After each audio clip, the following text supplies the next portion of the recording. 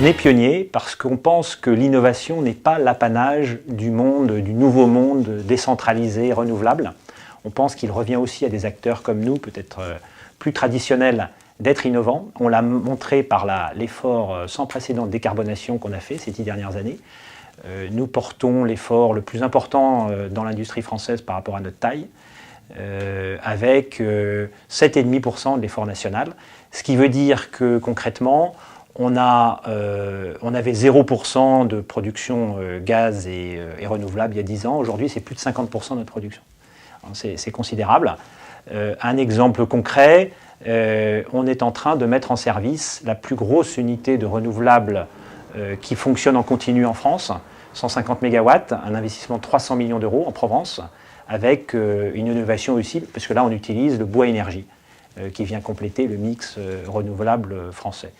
Donc voilà, on entend souvent dire que small is very beautiful en matière d'industrie. Nous on dit que big is sometimes quite useful. Alors, Uniper est la filiale d'un groupe énergétique allemand. C'est aussi l'héritage de Charbonnages de France, donc une entreprise avec un passé, un ancrage industriel et social dans les bassins miniers français. Et cette appartenance et cet héritage sont le point de départ de notre transformation. Cette transformation, de quoi s'agit-il?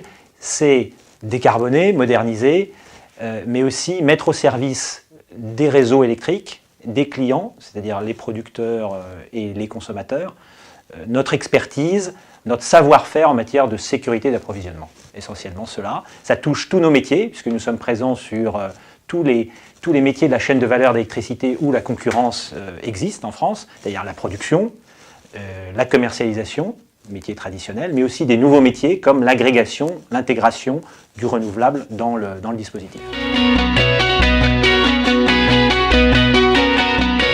Alors l'impact sur nos clients, il doit se traduire dans la valeur qu'on leur apporte. La valeur, c'est d'abord le prix, la compétitivité, mais c'est aussi la fiabilité, la souplesse, la réactivité, la simplicité face à des enjeux comme la complexité de la réglementation.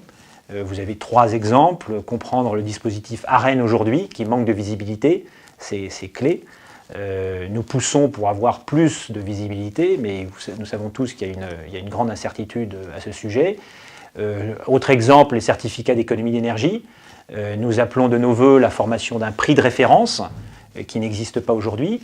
Nous demandons également que les grands clients industriels auxquels les quotas sont applicables, redevables du système ETS, puissent aussi être des producteurs de C2E avec des opérations. Et puis dans le stockage de gaz, nous appelons aussi de nos voeux la mise en place d'une réglementation de la fameuse réforme qui vient très vite. Et nous nous réjouissons à ce titre du projet de loi dit Hulot qui va être mis en œuvre, nous espérons, rapidement avec des ordonnances. Et ça, ce n'est pas le fruit du hasard, c'est une expérience, c'est plus de 17 ans maintenant de fourniture aux grands clients industriels, donc depuis 2000, et depuis 5 ans aux PME, PMI. Voilà. Et donc ça fait de nous un acteur de référence qui va, sur ce segment grand client et PME, PMI, être le challenger de l'opérateur historique en 2018 avec plus de 18 TWh de volume vendu.